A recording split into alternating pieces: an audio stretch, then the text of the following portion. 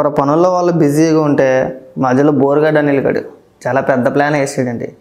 పెద్ద ప్లాన్ వేసి తల్లికి ఆరోగ్యం బాగోలేదని చెప్పి హైకోర్టులో బెయిల్ పిటిషన్ వేసి గత నెల 15వ తారీఖునే బెయిల్పై విడుదలయ్యాడండి.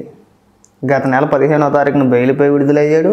తర్వాత మళ్ళీ ఆ బెయిల్ కొనసాగించమని మళ్ళీ హైకోర్టులో మళ్ళీ ఒక పిటిషన్ వేసుకున్నాడు. మళ్ళీ ఈ నెల 11వ తారీఖు వరకు మళ్ళీ బెయిల్ పొడిగించుకున్నాడు.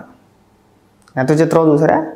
అయితే వార్తాపత్రికల్లో వచ్చిన కథనం ప్రకారం ఈనాడు, ఆంధ్రజ్యోతి రెండు పత్రికల్లోనూ కూడా వార్త వచ్చింది. ఒకసారి మ్యాటర్ ఏంటనేది పూర్తిగా చదివినిపిస్తాను చూడండి.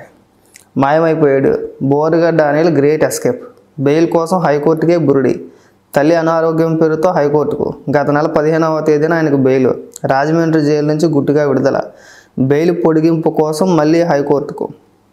తల్లికి చెన్నై అపోలోలో చికిత్స చేయించాలని గుంటూరు డాక్టర్ పేరుతో సర్టిఫికేట్, ఈ నెల 11 వరకు బెయిల్ పొడిగించిన కోర్టు. చివరికి అది ఫేక్ సర్టిఫికేట్గా నిర్ధారణ. Borugadda Anil phone switch off, ఎక్కడున్నాడు, ఏమైపోయాడు? 11వ తారీఖు సాయంత్రం జైలుకి వస్తాడు రాడే. ఒకవేళ రాకపోతే కనుక ఇది ఒక మళ్ళీ కేసు అవుద్ది. ఒకవేళ నిజంగా 11వ తారీఖు సాయంత్రంలోగా జైలు సూపరింటెండెంట్ అధికారి వద్ద హాజరు కాకపోతే అదొక పెద్ద కేసునే బోరుగడ్డ. చాలా పెద్ద మ్యాపే వేసాడు.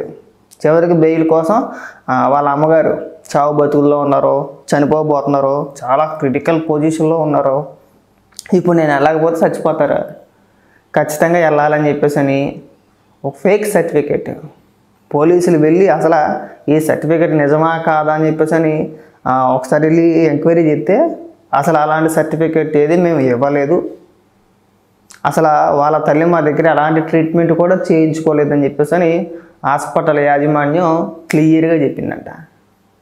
చెప్పేటప్పుడు మళ్ళీ హుటాహుటిన బాబు కూడా ఎక్కడ ఉన్నాడు, ఏంటి పరిస్థితి అంటే ఫోన్ ఇచ్చారు, పరారి. సరే ఎక్కడ పోతాం, మహా అయితే దేశం దాటైతే పోవు, ఉంటే ఏపీలో ఉండాలా, లేదంటే చెన్నైలో ఉండాలా, లేదంటే ఢిల్లీలో ఉంటావు, అంతేనా? ఇటు తిరిగినా 11వ సాయంత్రం వరకు 11వ తారీఖు సాయంత్రం లోపు నువ్వు రాజమండ్రి రావాల్సిందే, జైలు దగ్గర రావాల్సిందే, రాకుండా పోలేవు. ఒకవేళ రాలేదు అంటే కనుక ఇప్పటి వరకు నీ పైన ఏదైతే కేసులు ఉన్నాయో వీటిని అన్నిటికంటే ఇది పెద్ద కేసు అవుద్ది, ఇది మెయిన్ కేసు అవుద్ది. బాగా గుర్తుపెట్టుకో. నేను రాలేను, ఏవో వద్దులే అని నువ్వు అనుకున్నావు అనుకో, దానికన్నా పెద్ద కేసు ఇదే వద్దురా అబ్బాయి. తర్వాత నువ్వు 4 ఏళ్ళు ఉంటావు, 3 ఏళ్ళు ఉంటావు, ఆ తర్వాత నీ ఇష్టం అవుతుంది. చాలా పెద్ద మ్యాప్ వేసేసి ఎవరికి తెలకుండా వాళ్ళ పొలాలు ఉన్నారు కదా అని చెప్పేసి అని. ఆయన బెయిల్ కోసం మీ అమ్మగారిని అడ్డం పెట్టుకోండి, విట్రసి రాగ్గానా పెద్ద తోపు తురుంకానని చెప్పుకుంటాం కదా మనం. అయినా విచిత్రం ఏంటంటే ఇక్కడ బెయిల్ రాచ్చినట్టు ఎవరికి తెలియలా. నాకు ఆల్రెడీ డౌట్ వచ్చింది. నేను ఆల్రెడీ కొంతమందిని అడిగాను కూడా. అప్పుడే అడిగితే లేదు లేదు అలాంటిది ఏది లేదు అని చెప్పేసి అన్నారు. నాకు ఎవరో ఒక అతను ఫోన్ చేసి చెప్పాడు, ఇలా బెయిల్ వచ్చినట్టుంది అని చెప్పేసి అని. సరే కన్ఫర్మేషన్ కోసం కొంతమందిని అడిగితే లేదు లేదు అలాంటిది ఏమీ రాలేదు అన్నారు. కానీ ఇవాళ వార్త చూసిన తర్వాత కన్ఫర్మ్ నిజంగానే బెయిల్ వచ్చింది అడిగి. కానీ ఎవరికి తెలియదు బెయిల్ వచ్చినట్టు, రిలీజ్ అయినట్టు. అసలు ఎక్కడైనా చిన్న వార్త అన్న వచ్చిందా? ఎక్కడ చిన్న వార్త కూడా రాలా. ఆ సర్టిఫికేట్ ఫేకు అని తేలిన తర్వాత బయటకు వచ్చింది. కానీ ఇప్పటి వరకు బయటకు వెళ్ళదంటే అడిగి ఎంత బాగా మేనేజ్ చేశాడో ఒకసారి అర్థం చేసుకోండి.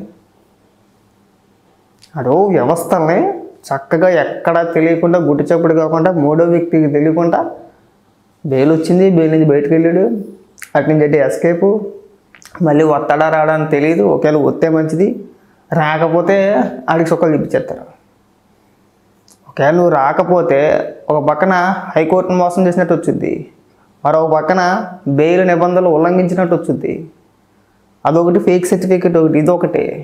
అండ్ నిన్ను ఈసారి దొరికితే మామూలుగా చెక్కారు, నిన్ను చింతపండు చెక్కినట్టు చెక్కేస్తారు. బాగా గుర్తుపెట్టుకో ఆ మాటని. ఆ 11వ తారీఖు సాయంత్రం లోపు నీకు బెయిల్ ఎప్పటి వరకు ఉందో ఆ రోజున రాజమండ్రి జైలుకి వచ్చి అది నీకే మంచిది. లేదు నేను రాను అని పెచ్చ పెచ్చ మాటలు మాట్లాడి అంటే వ్యాసాలు వేసేవనుకో, ఏముందలే మనం బయటే ఉన్నాం కదా, ఓ 4 ఏళ్ళు ఇటు ఒకటి పారిపోయి తర్వాత వస్తే తర్వాత సంగతి తర్వాత అనుకుంటే కనుక నీ ఇష్టం, నిన్ను ఎవడు కాపాడలేడు. ఇప్పుడు నీ మళ్ళీ కొత్తగా కేసులు నమోదవుతాయి. ఎలాగ కోర్టును మోసం చేసేవో ఫేక్ సర్టిఫికేట్ ఒకటి, దీనిపైన కూడా కేసులు నమోదయ్యే అవకాశాలు ఎక్కువే.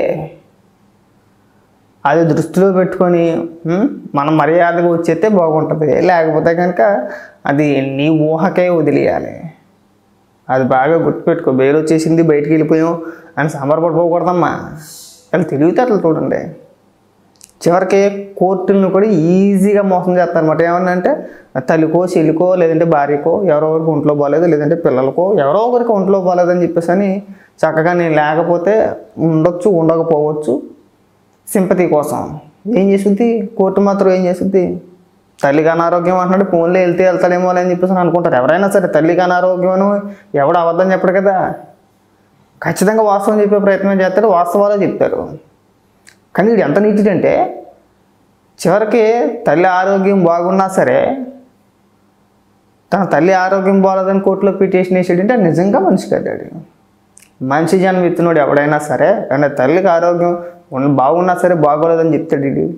కానీ అది ఫేక్ సర్టిఫికేట్ తీసుకొచ్చి కోర్టులో సబ్మిట్ చేసాడు. కానీ ఎవరికి తెలియదు బెయిల్ వచ్చినట్టు, రిలీజ్ అయినట్టు. అసలు ఎక్కడైనా చిన్న వార్త వచ్చిందా? ఎక్కడ చిన్న వార్త కూడా రాలా. ఆ సర్టిఫికేట్ ఫేకు అని తేలిన తర్వాత బయటకు వచ్చింది. కానీ ఇప్పటి వరకు బయటకు వెళ్ళదంటే అడిగి ఎంత బాగా మేనేజ్ చేశాడు ఒకసారి అర్థం చేసుకోండి. అడో వ్యవస్థల్ని చక్కగా ఎక్కడ తెలియకుండా గుడ్డి చప్పుడు కాకుండా మూడో వ్యక్తికి తెలియకుండా బెయిల్ వచ్చింది, బెయిల్ నుంచి బయటకు వెళ్ళాడు, అటు నుంచి అంటే ఎస్కేపు, మళ్ళీ వస్తాడా రాడా అని తెలియదు. ఒకవేళ వస్తే మంచిది, రాకపోతే ఆడికి సుక్కలు చూపించేస్తారు. ఒకవేళ నువ్వు రాకపోతే ఒక పక్కన హైకోర్టును మోసం చేసినట్టు వచ్చింది, మరొక పక్కన బెయిల్ నిబంధనలు ఉల్లంఘించినట్టు వచ్చింది. అదొకటి ఫేక్ సర్టిఫికేట్ ఒకటి, ఇదొకటి. నిన్ను ఈసారి దొరికితే మామూలుగా చెక్కారు, నిన్ను చింతపండు చెక్కినట్టు చెక్కేస్తారు. బాగా గుర్తుపెట్టుకో ఆ మాటని. ఆ 11వ తారీఖు సాయంత్రం లోపు నీకు బెయిల్ ఎప్పటి వరకు ఉందో ఆ రోజున రాజమండ్రి జైలుకి వచ్చి అది నీకే మంచిది. లేదు నేను రాను అని పెచ్చ మాటలు మాట్లాడి అంటే వ్యాసాలు వేసేవనుకో, ఏముందలే మనం బయటే ఉన్నాం కదా, ఓ 4 ఏళ్ళు ఇటు ఒకటి పారిపోయి తర్వాత వస్తే తర్వాత సంగతి తర్వాత అనుకుంటే కనుక నీ ఇష్టం నుండి ఎవడు కాపాడలేడు. ఇప్పుడు నీ మళ్ళీ కొత్తగా కేసులు నమోదవుతాయి. ఎరగా కోర్టును మోసం చేసేవో ఫేక్ సర్టిఫికేట్ ఒకటి, దీనిపైన కూడా కేసులు నమోదయ్యే అవకాశాలు ఎక్కువే.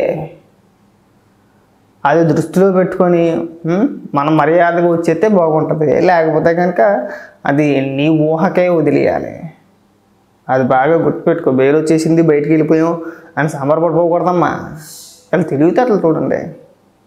చివరికి కోర్టులను కూడా ఈజీగా మోసం చేస్తారన్నమాట. ఏమన్నా అంటే తల్లికో చెల్లికో లేదంటే భార్యకో ఎవరో ఒకరికి ఒంట్లో బాగాలేదు, లేదంటే పిల్లలకో ఎవరో ఒకరికి ఒంట్లో బాగాలేదని చెప్పేసి అని చక్కగా నేను లేకపోతే ఉండొచ్చు, ఉండకపోవచ్చు, సింపతి కోసం ఏం చేస్తుంది కోర్టు మాత్రం. ఏం చేస్తుంది?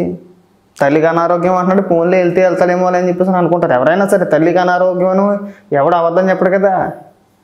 ఖచ్చితంగా వాస్తవం చెప్పే ప్రయత్నం చేస్తారు, వాస్తవాలే చెప్తారు. కానీ ఇది ఎంత నీతిదంటే చివరికి తల్లి ఆరోగ్యం బాగున్నా సరే తన తల్లి ఆరోగ్యం బాగోలేదని కోర్టులో పిటిషన్ వేసాడంటే నిజంగా మనిషి కట్టాడు. మనిషి జన్మ ఎత్తినోడు ఎవడైనా సరే అంటే తల్లికి ఆరోగ్యం బాగున్నా సరే బాగోలేదని చెప్తాడు ఇది. కానీ అది ఫేక్ సర్టిఫికేట్ తీసుకొచ్చి కోర్టులో సబ్మిట్ చేసాడు.